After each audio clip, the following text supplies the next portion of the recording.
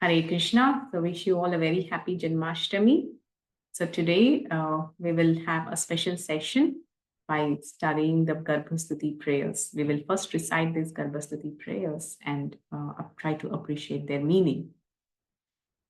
So, what are these Garbhastuti prayers? This comes in the 10th canto, 2nd chapter of Srimad Bhagavatam, where Kamsa, having imprisoned Devaki and Vasudeva,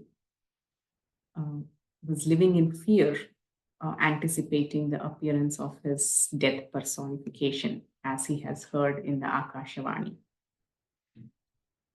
So he has succeeded in killing the first 6 pregnancies, or the first 6 children of Devaki. Yeah. Ashtagarbhavada, that he has killed the first 6 children of Devaki. And then the Supreme Personality of Godhead, Krishna, has instructed personally Yogamaya to transfer the 7th pregnancy of Devaki to Rohini. Yeah, so it so happened that when Kamsa was ruling in Mathura, so all the people, most of them, in fear and aversion of his atrocities, have moved to different places like the Kuru, the Panchala, and and they have left and they've settled in different places because they were very unhappy with his demoniac rule. So similarly, Rohini Maya, who is also the wife of Vasudeva, has gone and she was staying in Braj, in Vrindavan. So Lord Krishna, he has personally, knowing that his scheduled appearance is about to happen, he has instructed Yogamaya to transfer the 7th pregnancy of Devaki into the womb of Rohini. And then, so Yogamaya did exactly what he has been instructed to her. And then he told her that to be born in the womb of Mother Yashoda at the same time where when he will appear. So Yogamaya and Lord Krishna, they appear together.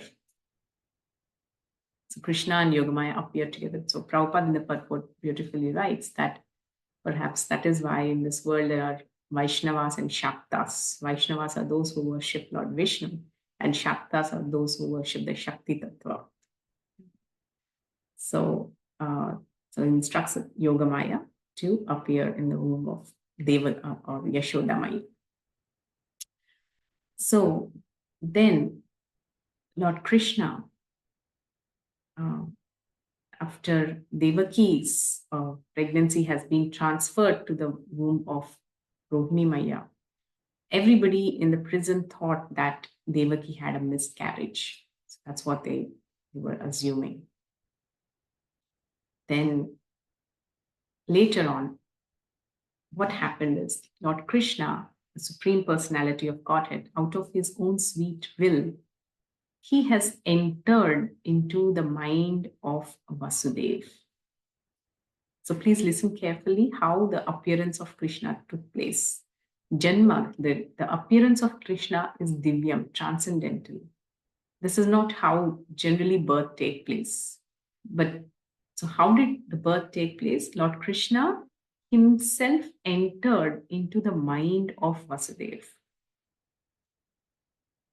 Yeah. And as soon as, so that's the conception. Yeah, that's the conception process. So Vasudeva, so held, meditated upon Lord Krishna in his mind after Krishna entered into his mind. So, so in his mind, he has held Lord Krishna. And as soon as Vasudeva began meditating on Lord Krishna, he became effulgent. Yeah, he became effulgent in that meditation. And then he has transferred Krishna, the Supreme Personality, from his heart to the heart of Devaki. Yeah. So first Lord Krishna chose to enter into the mind of Vasudeva, and Vasudeva, from his heart, he transferred Krishna to the heart of Devaki Maya. And as soon as Devaki received, Lord Krishna in his heart, she became very jubilant, ecstatic, and effulgent for having conceived Lord Krishna. Then that's how Lord Krishna has appeared then in the womb of Mother Devaki. So as days passed, so that Devaki began to emanate such beautiful bluish effulgence that actually lit up the whole prison house that she was staying. So she was very much worried that, Kamsa, he gets to know that, something very divine is within me. He will not spare. He will come to kill. She had this, very traumatic experience of losing 6 of her sons in the cruel hands of Kamsa. So she was highly concerned that, what Kamsa will be up to in the next moment. So that's why Devaki was going through a fear, a kind of fear. Yes. So recently we were discussing this is not a material fear. Yeah, it's a transcendental fear born out of deep love, attachment, and affection for Lord Krishna. So at that time, when she was in that anxiety, all the demigods like Lord Brahma, Lord Shiva, Indra, Varuna, Vayu, all these top demigods, they all have come personally to the prison house, and they were, with all reverence, with all anticipation, and with all venerance, they started offering prayers to the womb of Mother Devaki. So these together constitute the Garbhastuti prayers. So we will first recite these prayers together, and then we will discuss one prayer out of this.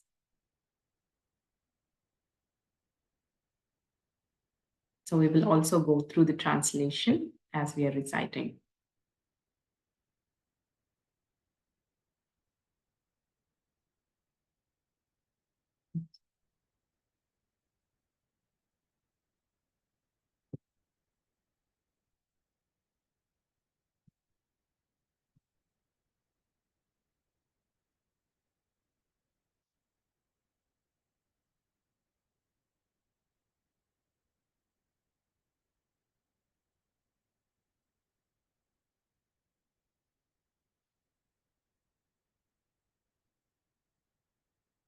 So these are about 16 prayers.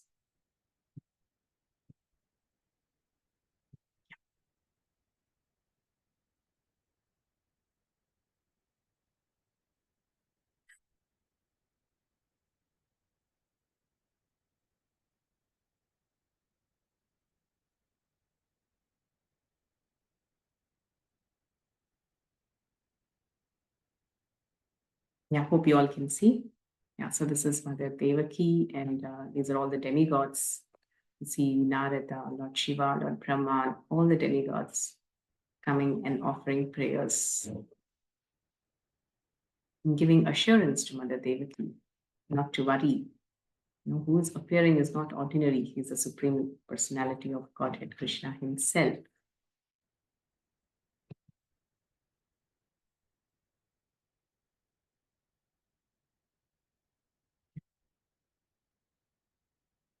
So we will read this each verse. We'll recite the verse and go through the translation.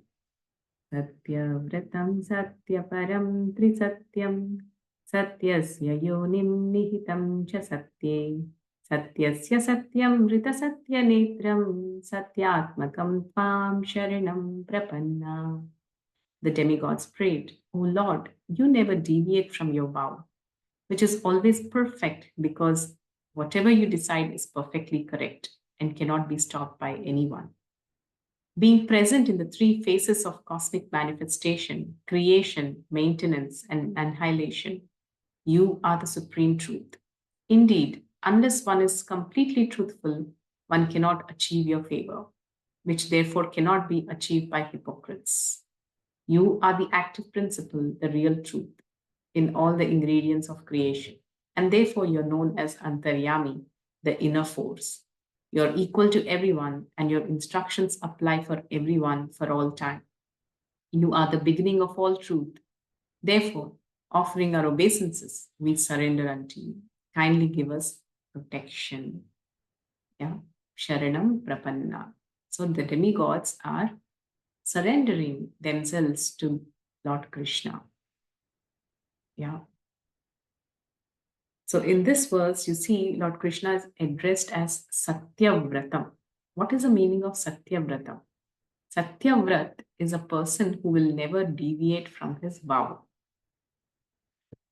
So Lord, for example, in Ramayana, Lord Ram has taken a vow that whoever comes to take shelter of me, even if it were to be as somebody like Ravana, I would give them shelter because I have taken a vow to give shelter to anybody who comes and surrenders to me. That is what is the meaning of Satyavratam. Yeah, and one who never deviates from the vow. And what is the vow that Krishna has taken? The vow is to protect his devotees under all circumstances. That is why Lord Krishna tells Arjuna himself to declare that he will never, my devotees will never perish. Yeah. And so that is why Sharanam Prapan. So all the demigods have surrendered themselves. Why? Because the Lord has taken the vow to protect his devotees. So the Lord herein is addressed as Satyavrat. That means one who never deviates from the vow, especially the vow of protecting his devotees. The Srimad Bhagavatam is full of those examples where somebody who has taken shelter, like Gajendra, in times of crisis, when he took shelter of Krishna deeply and surrendered himself to the Lord's grace, he came all the way from the Vaikuntha to offer his protection. Yeah. Why? Because he's Satyavrata. He's taken the vow of protecting his devotees. Many such examples. Bhagavatam is full of such examples where Lord has offered his protection to devotees, like Ambarish Maharaj. Durvasa Muni has brought about a very fierce demon to kill him. He has protected, his Sudarshana has actually protected Ambarish Maharaj from any harm. Yeah, and he himself has been protecting Prahlad Maharaj in amazing ways. Yeah, perceptibly and imperceptibly. Yeah.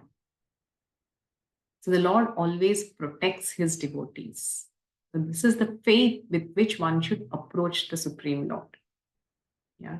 So that is why the demigods here, they had surrendering to the Supreme Lord with that faith, by calling him Satyavrata, that is one who never deviates from his vow. So Krishna's protection is very, very important to understand for a devotee. Yeah, the devotee approaches the Supreme Lord for protection, just like a child approaches a mother, even in times of fear, in times of uncertainty. A small child takes shelter of the mother. Similarly, a devotee takes shelter of the Supreme Lord Krishna in times of fear. Srila Prabhupada in the purport beautifully writes that a child may or may not be protected by the material parents, but the protection of the Supreme Lord Krishna can never fail. It is unfailing. Such is the protection of the Supreme Lord Krishna. So that is why he is called Satyavrata, one who never deviates from his vow. The next word, Satya Param. Param Satyam. So Lord Krishna is Param Satyam, or the supreme absolute truth. Param Satyam means absolute truth. Very first verse of Srimad Bhagavatam 1.1.1. Lord Krishna is addressed as Param Satyam.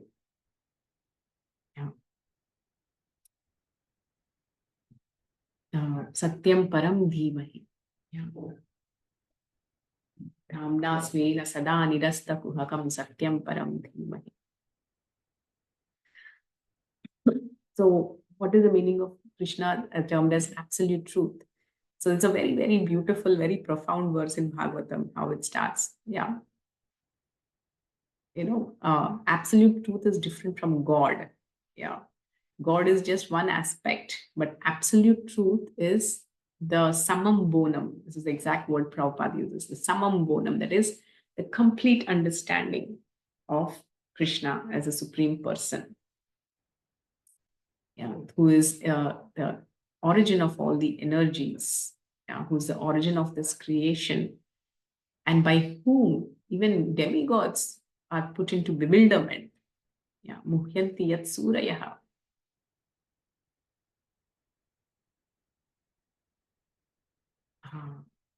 So this is Krishna, the supreme absolute truth.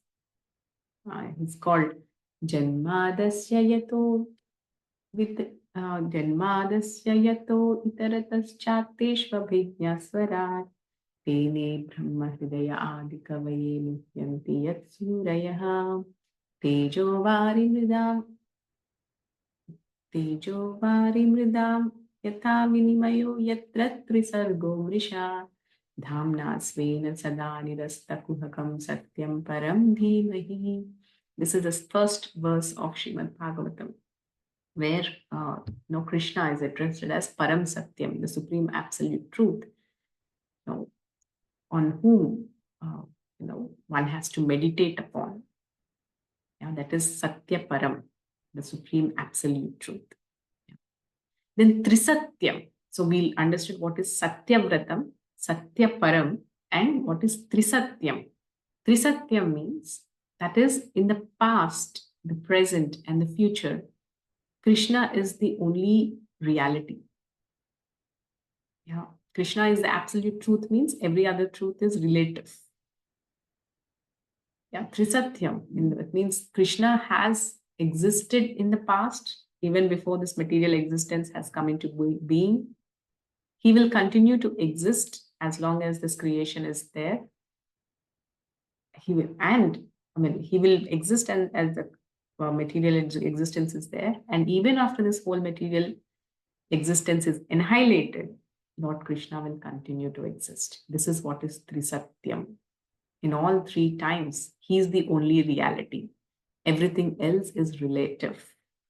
Like, for example, you and me, what were we just 100 years ago? We don't even know that. What is the reality of our existence?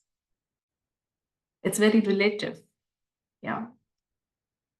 In terms of this bodily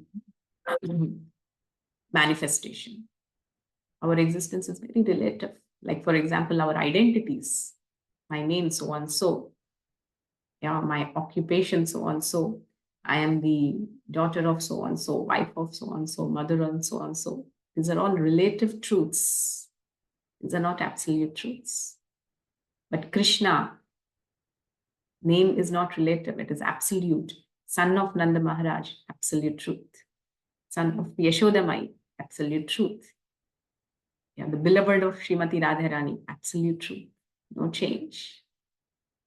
This is the difference between absolute truth and relative truth, relative existence. So one who understands this,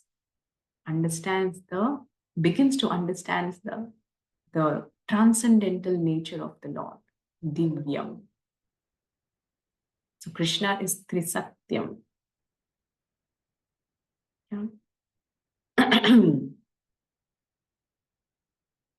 Then Satyasya Yonim. What is Satyasya Yonim? Yonim means he's the origin. He's the origin of everybody, of even all the plenary expansions. Yeah, Krishna has many amshas and kalas. We were discussing about this. Ete chamsha kalapumsa Krishnastu Bhagavan Swayam. So Krishnastu Bhagavan Swayam. That is what it means by Krishna. Satyasya Yonim. He is the origin. Like in Brahma Samhita, we have this verse saying, Deepachireva Dashantaram Abhyupetya. Deepa, that means Lord Krishna is that original candle.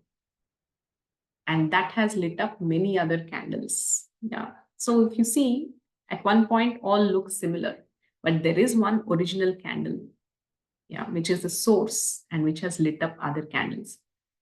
So similarly, there are many incarnations of Lord Krishna, like Lord Rama, like Narayana, Narsingha, Vamana, yeah, and even the different Vishnus.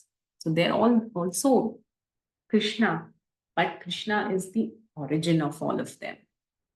So that is what is the meaning of Satyasya Yoni, Nihitam cha Satye.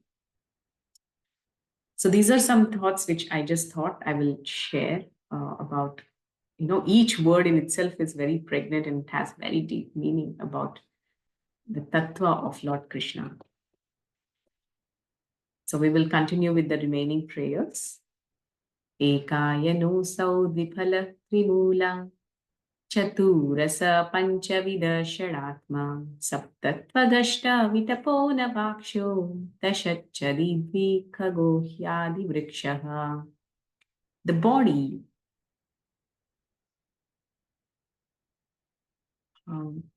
may figuratively be called the original tree. From this tree, which fully depends on the ground of material nature, come two kinds of fruit: the enjoyment of happiness and suffering of distress. The cause of the tree forming its three roots is association with the three modes of material nature. Yeah, this is the cause of the tree. So one is the tree. From this tree, they're coming two types of fruits. This body is compared to the tree. Yeah. From this body, two fruits are coming. What are these two fruits? Happiness, distress. We relate to this, right? And what is the reason for this happiness and distress? Three. What are those three? Trimula, the three modes of material nature: goodness, passion, and ignorance. So, somebody is in goodness. There is a sense of happiness. Passion is always anxiety. Then ignorance, there's depression. Yeah. So it's all the play of the modes of material nature. And please know, that's just this tree. It's not us. This is what is called metacognition. You're different from this mind. Yeah. So the cause of the tree forming its three roots is association with the three modes of material nature. Yeah, that's the cause of the tree: goodness, passion, and ignorance. The fruits of bodily happiness have four tastes. So, what's the juice of staying in this tree? There are four tastes. What are those four tastes? Dharma, artha, kama, moksha. Yeah, which are experienced. What these four tastes are experienced through our five senses, for knowledge acquiring senses. That is the jnanendriyas, through the eyes, through nose, through our ears, through tongue, and through the sense of touch. We are always acquiring, that we're trying to taste these four purusharthas. Yeah. For acquiring knowledge in the midst of six circumstances. Yeah. We are always in the midst of six circumstances. What are these circumstances? Lamentation, illusion, old age, death, hunger, and thirst. Yeah. And the seven layers of bark covering the tree are skin, blood. It's called something, right? Something this is called in Ayurveda. I don't know. Yes. What's that, Riddhi? The seven things? Mataji dhatus. The seven dhatus. Yeah. Rakta something and all that. Shukra Dhatu, then they're all, yeah. Yes, yes. So these are all those, the 7 layers of bark covering the tree. Somebody who's doing, panchakarma, they one of their aim is to actually purify these layers and allow a free flow of energy amongst these layers. Whenever there is a block, they believe that that's the cause of the disease between these layers. Yeah, so this body has the 7 layers of bark. And the 8 branches of the tree are the 5 gross and 3 subtle elements. Yeah, so we are made up of these 5 gross and 3 subtle elements, that bhumi, rapo, nalo, vayur, kam, mano, buddhi. Yeah, and ahankara.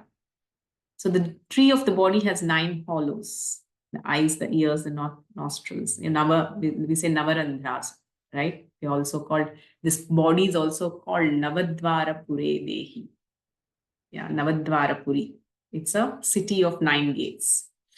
And there are 10 leaves, the 10 airs passing through the body. In this tree of the body, yeah, here is the most important message here. In this tree of the body, there are 2 birds. Yeah, there are 2 birds. One is the individual soul and other is the super soul. So in the tree of this body, 2 souls exist. The individual soul, that is us, and the super soul, which is the Supreme Lord, Krishna himself. So the demigods are saying that, we are residing in this tree of the body. Oh Lord, beside me, you are present within our heart. Tvameka evasya satah prasuti, tvam sannidhanam tvamagrahascha, tvanmayaya samvrita chetasastvam, pashyanti nanana vipaschito ye. The efficient cause of this material world, manifested with its many varieties as the original tree, is you. So the cause of this is you, O Lord. You're also the maintainer of this material world. And after annihilation, you are the one in whom everything is conserved. Those who are covered by your external energy cannot see you behind this manifestation, but theirs is not the vision of learned devotees. Yes, so one who is learned actually sees Krishna. Yeah. Everywhere, as the cause of everything, as the person who is in control of everything, and as the person behind the apparent manifestations which our gross eyes can perceive. So the demigods are glorifying the nature of Supreme Absolute Truth, Lord Krishna. Bhibashirupani avabodha atma kshemaya lokasya characharasya sattopapannani sukhavahani satama bhadrani muhukkalanam. There's such beautiful verses to meditate upon. Yeah, how Prabhupada often says, we all know God is great, but how great is God? Yeah. So to know that, we have to relish these verses. That's when we begin to understand how great is Krishna. Oh Lord, you're always in full knowledge. And to bring all good fortune to all living entities, you appear in different incarnations, all of them transcendental to the material creation. When you appear in these incarnations, you are pleasing to the pious and religious devotees, but for non-devotees, you are the annihilator. Yes. So all these beautiful incarnations as Lord Rama, Varaha, Narsimha, Matsya, Kurma, Parashuram. So all these avatars are, nothing but the loving reciprocation of the Lord towards his devotees. So as Ram came, he's a supreme person. Yeah, and nobody can separate him from his internal potency, Sita Devi. Yeah. So in the Ramayana, Ravana has apparently taken away Mother Sita. And Ram depended upon, bunch of monkeys to get her back. So does God actually need the help of Vanaras to bring back his own consort? What is his strength? What is his power? Omnipotency. So why does he do all this? Why does he perform these pastimes? Simply to show mercy to his devotees. He performs pastimes to give us content to talk about, to glorify his nature, his qualities. Yeah. So this is the truth of Krishna's pastimes and his various incarnations. The only purpose he performs these pastimes is out of his unlimited compassion and love for every living entity. त्वय्यम्बुजाक्षाखिलसत्त्वधाम्नि समाधिनावेशितचेतसैके त्वत्पादपोतेन महत्कृतेन कुर्वन्ति गोवत्सपदं भवाब्धिम्. O lotus-eyed Lord, by concentrating one's meditation on your lotus feet, which are the reservoir of all existence, and accepting those lotus feet as the boat by which to cross the ocean of nations, one follows in the footsteps of Mahajans.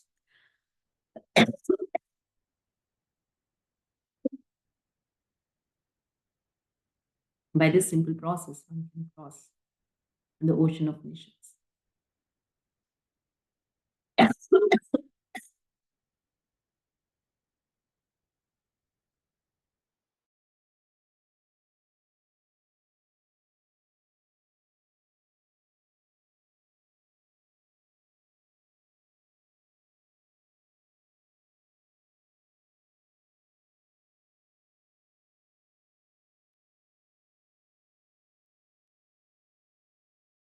Yeah, so by this simple process, one can cross the ocean as easily as one steps over the footprint of a cow. So go Vatsapadam.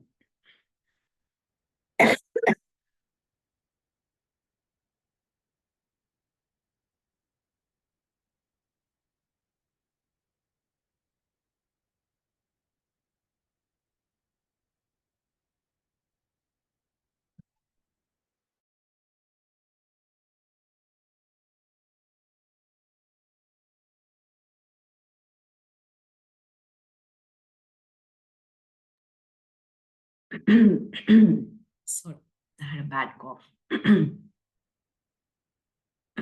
स्वयं स्वयं समुत्तीर्य सुदुस्तरद्युमन् भवात्मं भीमम् अदभ्रसौ भवत्पदाम्बोरुहनावमत्रते निधाय याता सदनुग्रहो भवान्. O Lord, who resemble the shining sun, you're always ready to fulfill the desire of your devotee. And therefore you are known as a desire tree, Mancha Kalpataru. When acharyas completely take shelter under your lotus feet, in order to cross the fierce ocean of missions, they leave behind on earth the method by which they cross. And because you're very merciful on to your other devotees, you accept this method to help them. So we will discuss about this on Prabhupada's appearance, right? This is also a very, very important verse.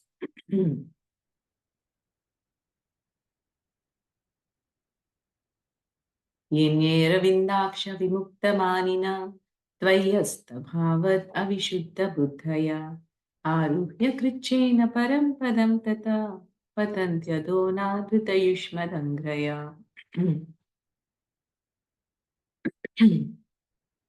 Someone may say that aside from devotees who always seek shelter at the lotus feet of Lord, there are those who are non-devotees but who have accepted different processes for attaining salvation. What happens to them? In answer to this question, Lord Brahma and the other demigods said, O lotus-eyed Lord, all the non-devotees who accept severe austerities and penances to achieve the highest position may think themselves liberated. Their intelligence is impure. They fall down from their position of imagined superiority because they have no regard for your lotus feet. Yeah, this is especially the impersonalists who do not appreciate the personal form of the Lord. So these are the people who, although consider themselves highly elevated, liberated, etc., it's just a matter of time. They fall down. They fall down because they have no regard for the lotus feet of Supreme Personality. Means they have no taste for bhakti. Yeah, those who have bhakti eventually have to fall down. तथा न ते माधव तावकः क्वचित् भ्रश्यन्ति मार्गात् त्वयि बद्धसौहृदा त्वयाभिगुप्ता विचरन्ति Nirbhaya विनायकानीकपमूर्धसुप्रभो. O Madhava, Supreme Personality of Godhead, Lord of the Goddess of Fortune, if devotees completely in love with you sometimes fall from the path of devotion, we always have this doubt, they do not fall like non-devotees, for you still protect them. Thus, they fearlessly traverse the heads of their opponents and continue to progress in devotional practice. So, this is the beauty and uniqueness of the Bhakti Yoga processes. And this is not present in other paths, like in Jnana Yoga, in Karma Yoga, and Ashtanga Yoga processes. The practitioner is very much left to depend on his own strengths and his own abilities. Yeah, but if you're following the path of Bhakti Yoga, Krishna himself personally comes to help a practitioner.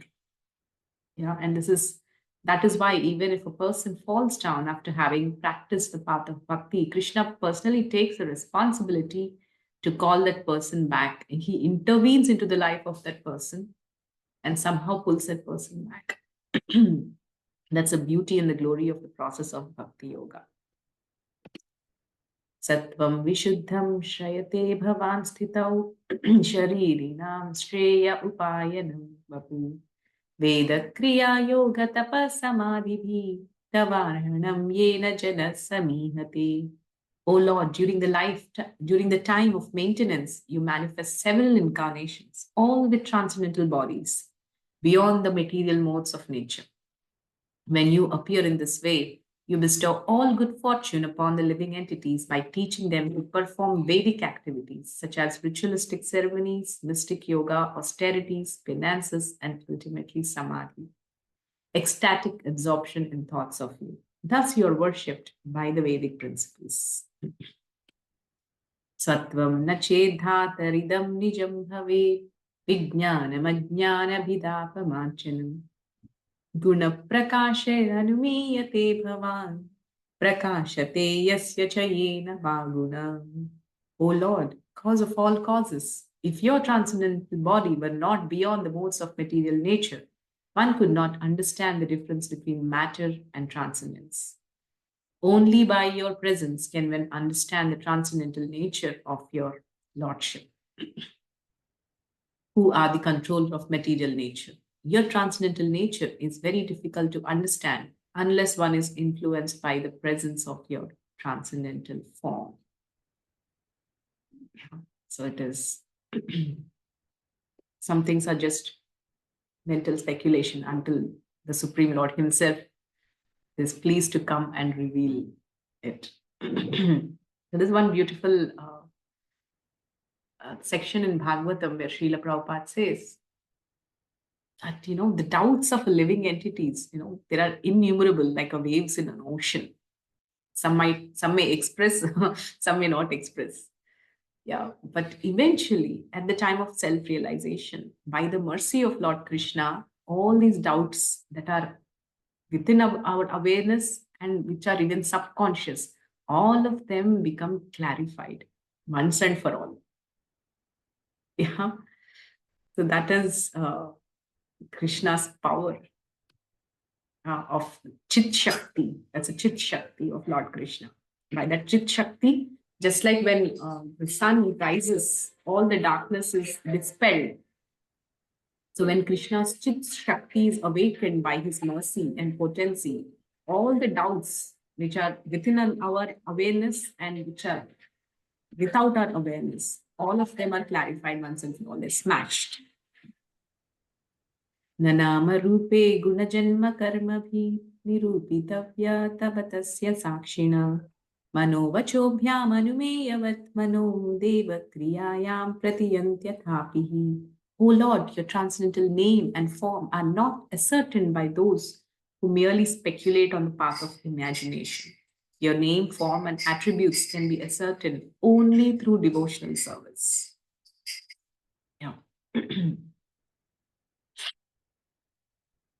So there's this beautiful verse, right? Atha Sri Krishna Namadi na bhavet grahyam indriyai sevonmukhe jihvado swayam eva sfuratiyara. The holy name, pastimes, and everything, all other attributes of Lord Krishna, yeah, na bhavet grahyam indriyai. The senses cannot absorb them or process them or understand them. But sevonmukhe jihvado, when you begin to serve, offer seva, starting from with the tongue.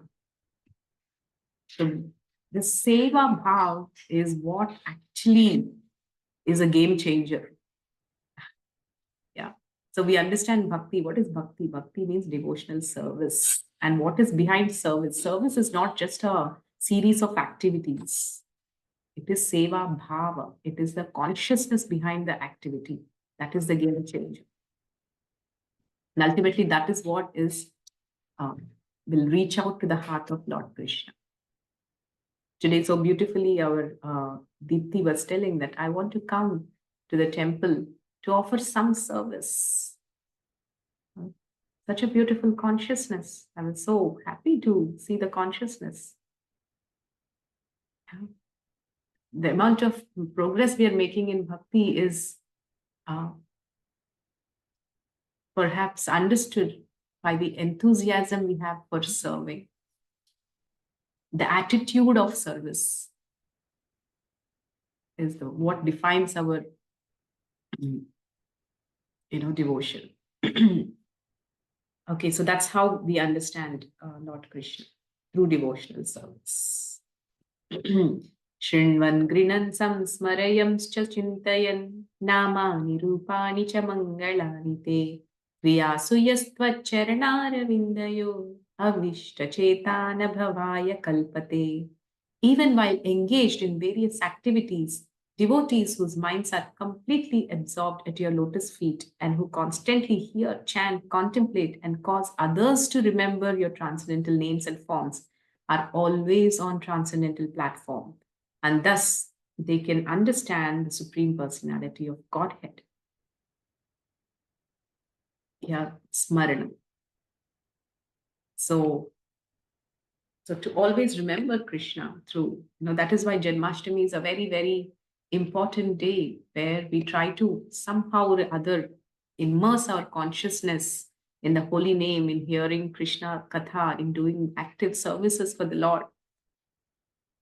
So today is that very important day where we have to engage our body, mind, and our soul in connecting to Krishna, in trying to connect to Krishna. And if Krishna is pleased, the real Janmashtami is celebrated. That is when he chooses to appear in the lotus of our heart. That is real Janmashtami. Yeah. Dishtya haresya bhavatah pado bhuvo bharo panitastava janmase neshitu dishtyankitam tvat padakaishu shobhanai drakshyamagam chatamanukam. O Lord, we are fortunate because the heavy burden of the demons upon this earth is immediately removed by your appearance. Indeed, we are certainly fortunate, for we shall be able to see upon this earth and in the heavenly planets the marks of lotus, conch shell, club, and disc that adorn your lotus feet. It's a very, very beautiful way of worshipping the lotus feet of Lord Krishna. So that Lord Krishna came, the demigods are more than sure that the demons are annihilated. There's no question of any doubt. Nate bhavasyesha bhavasya karanam vina vinodam vatatarkayamahe bhavo nirodha sthitirapya vidyaya krita yatastvai abhayashrayatmani. O Supreme Lord, you're not an ordinary living entity appearing in this material world as a result of fruitive activities. Lord Krishna, natasya karyam karanam cha vidyate. He has no activity to perform. He's beyond karmas. Yeah, he is the sarva karma phalak pradata. He is the giver of the fruits of karmas. He is beyond the fruitive activities. Therefore, your appearance or birth in this material world has no other cause than your pleasure potency. Similarly, the living entities who are part of you have no cause for miseries like birth, death, and old age, except when these living entities are conducted by your external energy. So we need to understand this truth of our existence. Yeah. So the so-called miseries that affect us, that affect our mind, yeah, so-called anxieties, the negative thoughts, the depressive thoughts, the disturbing thoughts, the alluring thoughts, the perverted thoughts. Yeah. So these are all conducted by the external energy. Our original nature is that we are internal energy of the Supreme Lord. Yeah. Mama Ivamsha Jiva Loke, Jiva Bhuta Sanatana. Yeah. So Krishna is telling Mama Ivamsha, we are Amsha of Lord Krishna. We are internal energy. So we are different from this external energy. So we should know this difference. We should understand this difference at least, so that we don't get carried away by our mind. Yeah.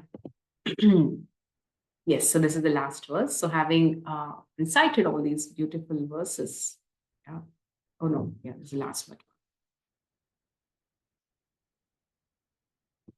Yeah, so Matsyashvakaccha Matsyashvakaccha Panusimha Varaha Hamsa Rajanya Vipravibudeshu Kritavatarah Tvampasinastribhuvanam Chayathadunesha Bharam Bhuvo Harayaduttamavandyanam Te. O Supreme Controller, your Lordship previously accepted incarnations as a fish, a horse, tortoise, Narsimhadeva, a boar, a swan, Lord Ramachandra, Parashurama, and among the demigods, Vamanadeva, to protect the entire world by your mercy. Now please protect us. So the same concept again, Sharanam, Prapanna, taking shelter, surrendering themselves, seeking protection. So now please protect us again by your mercy, by diminishing the disturbances in this world. O Krishna, best of the Yadus, we respectfully offer our obeisances unto you. Yeah. And then they're speaking to Devaki. Last verse. Dishtyambate kukshigatah parah puman amshena sakshad bhagavan bhavayana ma bhutbhayam bhojapater mumursho goptaya dunam bhavita tavatmaja. O Mother Devaki, by your good fortune and ours, the Supreme Personality of God Himself, with all His plenary portions, such as Baladev, is now within your womb.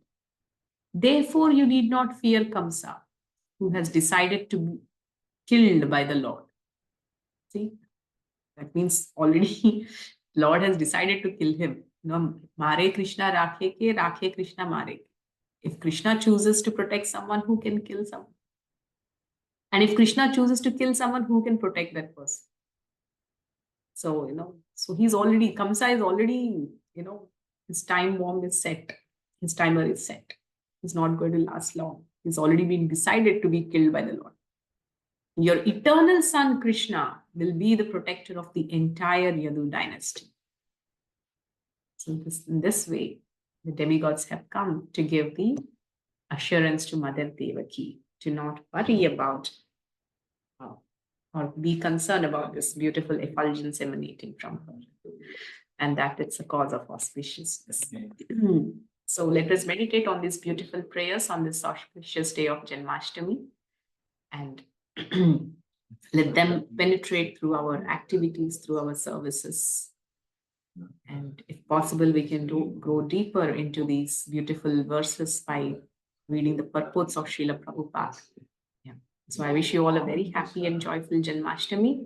May you celebrate with enthusiasm, with devotion, and with love, seeking the mercy and anticipating the protection and the supreme mercy of the Supreme Lord.